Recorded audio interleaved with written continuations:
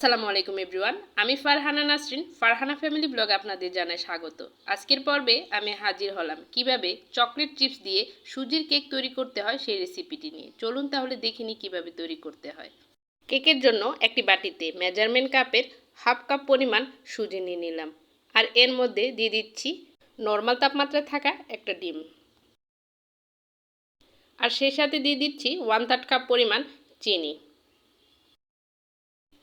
আর দিয়ে দিচ্ছি 1/4 কাপ পরিমাণ রান্নার রেগুলার তেল,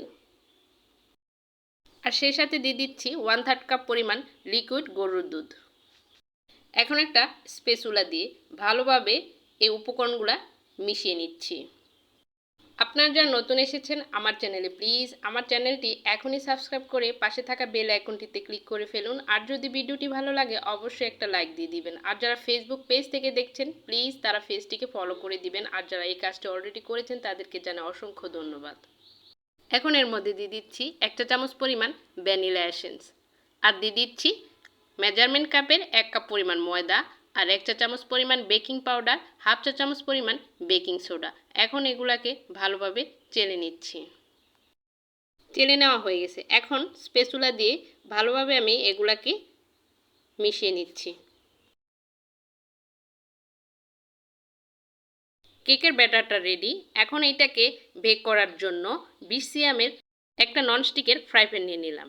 এখন এর মধ্যে সামান্য পরিমাণ রান্নার রেগুলার তেল দিয়ে দিলাম, আর তেলটাকে ভালোভাবে ব্রাশের সাহায্যে ব্রাশ করে নিচ্ছি। তেলটা ব্রাশ করা হয়ে গেছে। এখন এর মধ্যে একটা বেকিং পেপার কেটে দিয়ে আবারও ব্রাশ করে দিলাম। এখন এর মধ্যে কেকের ব্যাটারটা আমি ঢেলে দিচ্ছি। কেকের ব্যাটারটা ভালোভাবে স্প্রেড করে দিয়ে এর মধ্যে দিয়ে দিচ্ছি চকলেট চিপস। আমি এখানে 1 টেবিলের মতো নিয়েছি। আপনারা যদি বেশি চকলেট চিপস খেতে চান তাহলে আরেকটু বাড়িয়ে দিতে পারেন। ঢাকনা দিয়ে ঢেকে দিলাম, আর এটাকে এখন বেক করে নিব। সেই জন্য চুলাতে একটি পুরাতন তাওয়া বসায় দিয়ে এর মধ্যে স্ট্যান্ড দিয়ে 5 মিনিট হাই হিটে গরম করে নিয়েছি। এখন এর মধ্যে কেকের এই ফ্রাই প্যানটা বসিয়ে দিলাম।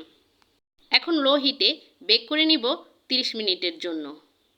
ফিরে আসলাম 30 মিনিট পর, ঢাকনাটা সরিয়ে নিলাম। আর একটা টুথপিকের সাহায্যে আমি চেক করে নিচ্ছি কেকের ভেতরটা হয়েছে কিনা। কেকের ভেতরটা হয়ে গেছে। চুলা থেকে নামিয়ে কেকটাকে আমি চাকুর সাহায্যে চতুর্দিক থেকে ছাড়িয়ে নিচ্ছি।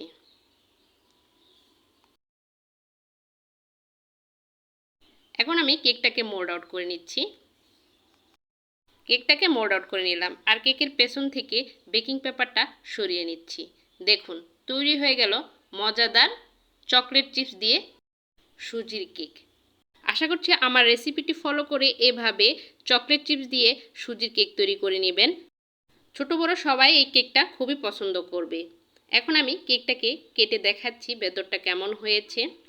দেখে নিশ্চয় বুঝতে পারছেন কেকের ভেতরটা কেমন হয়েছে। সবার সুস্বাস্থ্য কামনা করে বিদায় নিচ্ছি। আবারও হাজির হব নতুন কোনো রেসিপি নিয়ে। আল্লাহ হাফেজ।